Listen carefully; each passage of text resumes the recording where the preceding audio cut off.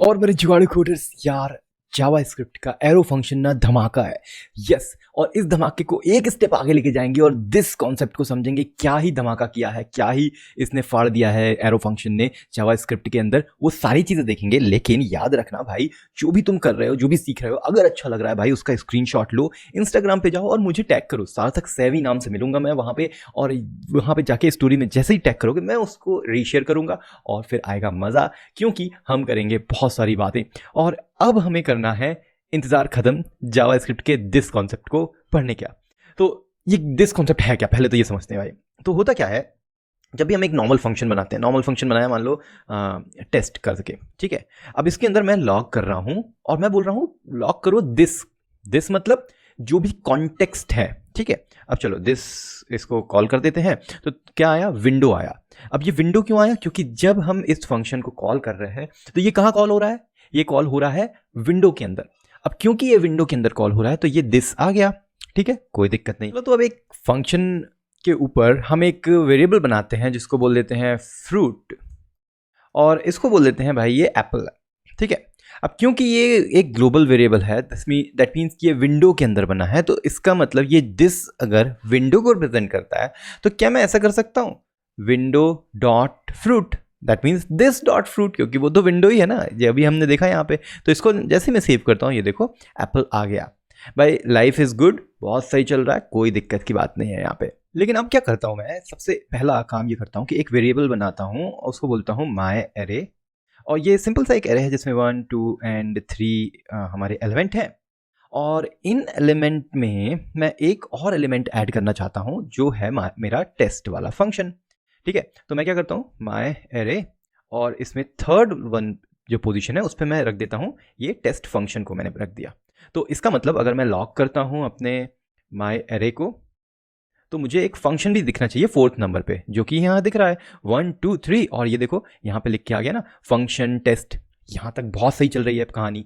अब क्या करना है, अब मुझे इसको यहाँ पे माई एरे 3, ये एक फंक्शन है ना, तो इसको कॉल कर सकता हूँ मैं। अगर कॉल कर रहा हूँ तो होना क्या चाहिए भाई, तो ये जाएगा टेस्ट वाले फंक्शन में। टेस्ट वाला फंक्शन बोल रहा भैया लॉक कर दो दिस को, दिस डॉट फ्रूट को, तो एप्पल जो है वो लॉक हो जाना चाहिए। चलो देखते हैं क्या होता है। ये क्या हो गया, अनडिफाइंड। अरे अनडिफाइंड क्यों आ गया, ये प्रॉब्लम कहां से आई, यही वो प्रॉब्लम है जिसकी मैं बात कर रहा हूं।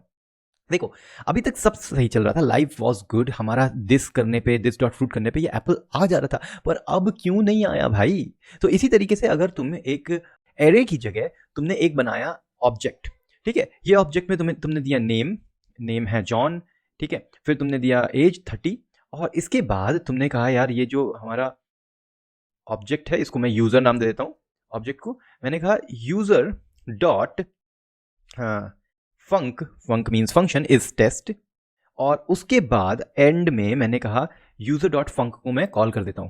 ये फिर अनडिफाइंड आ गया। तो जब भी मैं इसको ये या तो ऑब्जेक्ट को यूज कर रहा हूं और उसके अंदर मैं फंक्शन डाल देता हूं, या फिर मैं एरे यूज कर रहा हूं और वहां पे मैं फंक्शन डाल देता हूं, तो ये अनडिफाइंड आता है। तो समझते हैं ये अनडिफाइंड क्यों ही आ रहा है। तो सबसे पहले तो हम ये करते हैं कि ये दिस को जरा लॉग करके देखते हैं कि हो क्या रहा है भाई, विंडो आ रहा है कि नहीं आ रहा है। तो जैसे मैंने इसको किया तो ये विंडो नहीं आया, और आया क्या, हमारा ऑब्जेक्ट। लेकिन ऑब्जेक्ट में तो हमारे पास फ्रूट है ही नहीं, क्योंकि फ्रूट कहाँ था, वो तो विंडो में था ना। तो इसका मतलब ये जो दिस है वो कैसे काम करता है भाई, जहां पे तुम होगे, जहां से कॉल हो रहा है फंक्शन, दिस जो है वो उस चीज को रिप्रेजेंट करेगा। समझ में आई बात भाई। हमने पहले कहां पे कॉल किया था फ्रूट को, ये टेस्ट वाले फंक्शन को हमने कॉल किया था विंडो के अंदर, जब कोई भी नहीं था, कोई वेरिएबल नहीं था, कोई ऑब्जेक्ट नहीं था, कोई एरे नहीं था। फिर हमने इस फंक्शन को डाल दिया कहां, ऑब्जेक्ट के अंदर या एरे के अंदर।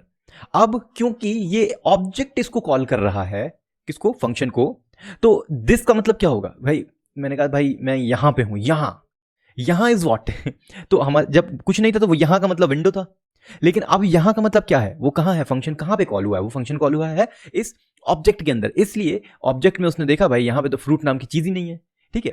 चलो इसको थोड़ा सा और इजी कर देते हैं, और यहां पे ये जो फंक्शन मैंने यहां पे ऐसे लिखा है और ऐड किया है ना, इसको अपन डायरेक्टली भी ऐड कर सकते हैं ऐसे करके, ठीक है। तो यहां पे बस मुझे करना क्या है, यहां पे मैं इसको ऐसे करूंगा कि भाई टेस्ट, और टेस्ट जो है वो एक एनोनिमस फंक्शन है, ठीक है।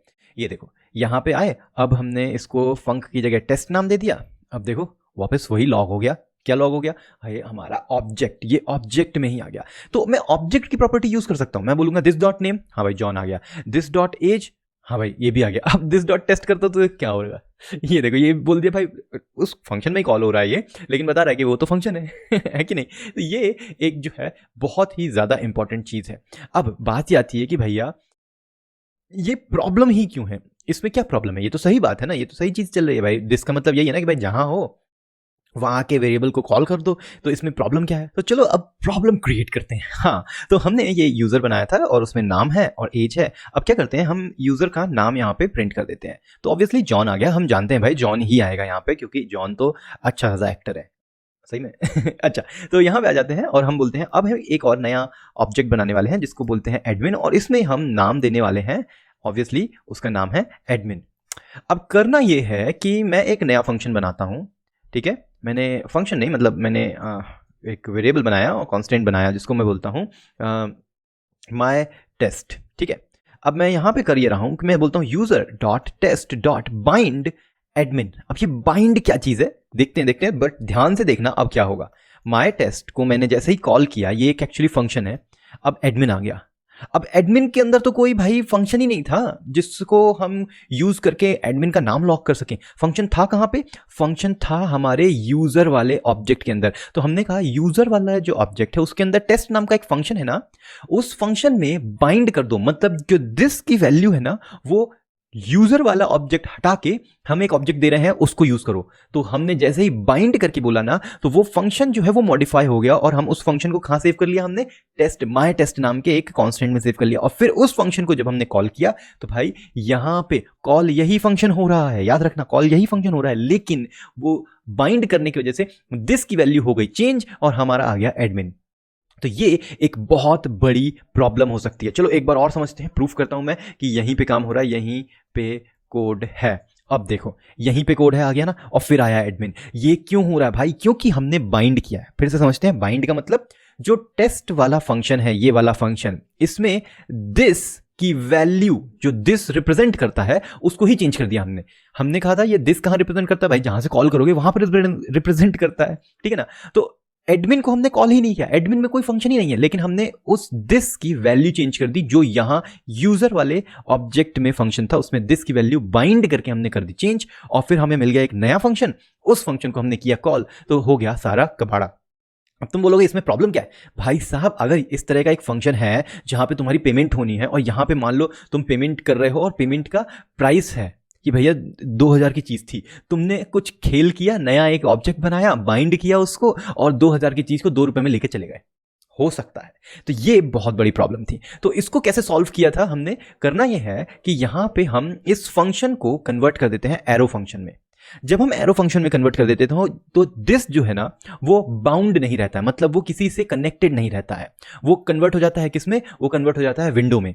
तो अगर मैं इसको ऐसे कर देता हूं तो ये देखो ये विंडो ऑब्जेक्ट हो गया, अब दिस रहा ही नहीं।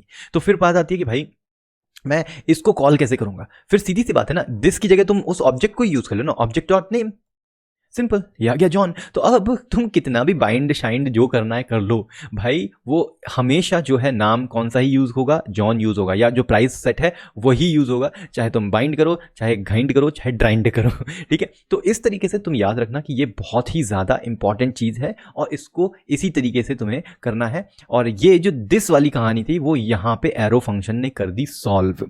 इसकी वजह से एरो फंक्शन को बहुत रिस्पेक्ट मिलती है, ऐसे करके रिस्पेक्ट मिलती है ना? चलो एक चीज और बता देता हूं जो है रिस्ट्रिक्ट मोड। अब ये रिस्ट्रिक्ट मोड क्या कहलाता है? यूज रिस्ट्रिक्ट करो, रिस्ट्रिक्ट नहीं, स्ट्रिक्ट मोड कहलाता है। स्ट्रिक्ट मोड में बहुत सारी चीजें ये स्ट्रिक्ट कर देता है। जैसे हम ये ग्लोबल वेरिएबल बना रहे हैं ना, बोलता है यार ग्लोबल वेरिएबल क्यों बनाना है तुमको, ये तो मेमोरी खाएगा ना, तो एक काम करो इसको नॉर्मल वेरिएबल बनाओ। हाँ भाई नॉर्मल वेरिएबल बन गया, तो ये देखो कोड हट वहां से हमारा हट गया, ठीक है? अब जब हम अगर यहाँ पे इसको फंक्शन यूज कर रहे हैं ना, और इसको यहाँ से हटा देते हैं और इसको करते हैं यूज दिस, ओके, तो देखो यहाँ पे आ गया हमारा एडमिन, वो बाइंड करके रखा था हमने, ठीक है? वापस अगर आ जाते हैं हम एरो फंक्शन पे, तो यहाँ पे आ गया विंडो, यहाँ सब सही चल रहा है। लेकिन अगर इसी तरीके से मैं एक फंक्शन बनाता हूँ बाहर, ठीक है, प्रिंट फ्रूट है, लेकिन उसमें फ्रूट की जगह हम दिस को प्रिंट करेंगे, तो अब देखो क्या होगा। इस प्रिंट फ्रूट को कॉल करते हैं, और यहाँ पे भी जो है हमारा आया क्या, अनडिफाइन आया। मैं सारा कोड जो है कमेंट कर देता हूँ पहले। अब देखो सिर्फ एक ही फंक्शन है हमारे पास, प्रिंट फ्रूट, फ्रूट को हमने किया और फ्रूट की जगह हम दिस को कर रहे हैं लॉग, तो अनडिफाइंड आ गया। मैं स्ट्रिक्ट मोड हटा देता हूँ तो ये आ जाता है विंडो, स्ट्रिक्ट मोड ले आता हूँ तो ये आ जाता है अनडिफाइंड। तो स्ट्रिक्ट मोड क्या करता है, तुम्हारा जो दिस है ना उसको जो है ग्लोबल बाइंड होने से बचा लेता है। तो इससे ना तुम्हारा जो कोड है ना बहुत ही एफिशिएंट हो जाता है और फालतू की चीजें तुम कभी कर ही नहीं पाओगे। जैसे कि ये दिस जो है विंडो को रिप्रेजेंट कर रहा था ना, तुम कर ही नहीं सकते क्योंकि अनडिफाइंड आ गया। तो चलो बैक टू नॉर्मल जाते हैं, हम पहुंच जाते हैं हमारे इस मोड पे जहां पे थे हम। इसको फंक्शन कर देते हैं, इसको कर देते हैं इस तरीके से। अब देखो यहाँ पे हमारा दिस यूज हो रहा है और वो यूजर में है, तो कोई दिक्कत नहीं है क्योंकि स्ट्रिक्ट मोड की बात ही नहीं है, क्योंकि यहाँ पे हम ऑब्जेक्ट के अंदर ये दिस को कॉल कर रहे हैं तो चल जाता है सब। हम चाहे स्ट्रिक्ट मोड लगाएं चाहे ना लगाएं, इसके अंदर कोई दिक्कत नहीं है। तो ये हुई स्ट्रिक्ट मोड की बात और दिस की बात, और क्यों हमारा एरो फंक्शन जो है इतना मजेदार है, इतना पावरफुल है, जो ये दिस वाला खेल ही खत्म कर देता है। तो इससे हमने बहुत सारी चीजें सीखी। जावास्क्रिप्ट में मास्टरी करने का यही तो तरीका है भाई, कि एक एक चीजों को एक्सप्लोर करो, उसका डाइसेक्ट करो, उसके अंदर घुसो और समझ जाओ। तो भाई अभी हमने बहुत सारा किया है कोड में जुगाड़, और इस जुगाड़ के साथ हम आगे बढ़ रहे हैं जावास्क्रिप्ट की जर्नी में। थोड़ी सी और चीजें बची हैं, फिर रियल में हम ब्राउजर में जाएंगे और HTML के साथ खेलेंगे, जावास्क्रिप्ट के साथ देखेंगे हर एक मजेदार चीजें। अभी तो कॉन्सेप्ट चल रहा था ना, मजेदार भी आने वाला है भाई बहुत जल्दी। तो तुमको करते रहना है कोड में जुगाड़ और देखते रहना है कोड जुगाड़।